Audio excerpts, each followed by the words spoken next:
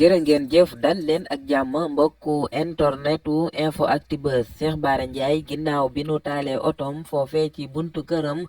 ginnaaw ñaari fan mu yëkkati ay kàddu jëmale ca mbir moome waaye itam yëkkati ay kàddu jagleel ko Pastef ak kii di Ousmane Sonko waaye balaa ñoo ñëw ci loolu ñu leen di fàttali ngeen wéy di abonné tey activer cloche de notification bi fii ci InfoActu Buzz ngir ngeen man di jot bépp vidéo boo xamante ni mu ngi bàyyikoo fii di ay xibaar yu wér te wóor. kon ñu ñëw ci xibaar boobu moom Cheikh Bara Ndiaye niñ ko waxe sànq ginnaaw ñu fan yee ñu fekk otoom ci buntu këram dal di koy taal ba mu jeex tàkk moom Cheikh Bara Ndiaye nag ni ki démb yëkkati na ay kàddu di xamle ni daal mbir moomee nekk jëf boo xamante ni jëf ju ñaaw la moom daal dara waru ko ci rek lu dul sant yàlla moom Cheikh Bara Ndiaye muy xamle ni daal jëf ji nga xamante ni teg nañ ko ci kawam muy taal otoom ba mu jeex tàkk ci buntu këram dug ci def lenn lu dul di sant yàlla bu baax a baax ndax yàlla mi nga xamante ni kat moo ko mayoon oto boobee def na lu mën a jëndaat oto boobee mu ngi ak moom muy xam ne daal kon loolee dara waru ko ci rek lu dul muy sant yàlla bu baax a baax donte ne dina nekk jëf joo xamante ni jëf jum naqaru la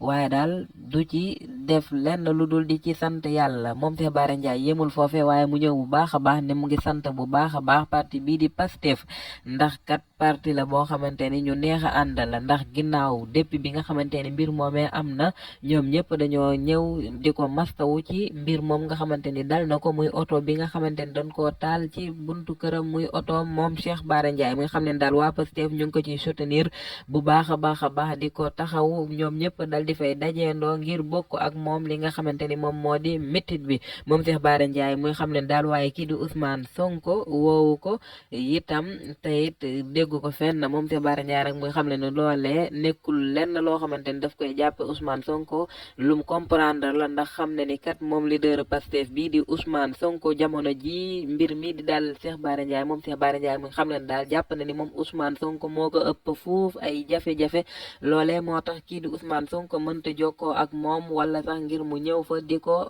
massawu ndax jamono ji dañ ko barricade fële ci këram jëralit li nga xamante ni moo di ay téléphone am mu nekk ci loxo gendarmerie kon daal moom Cheikh Bara Ndiaye nee na malgré Ousmane Sonko woowu ko ngir massawu ko ci otom bi ñu taal waaye comprendre na ko bu baax a baax moom Cheikh Bara Ndiaye ndax jàpp na ni Ousmane Sonko moo ko ëpp ay problème moom Cheikh Bara Ndiaye jërë ngeen jëf InfoActu Buzz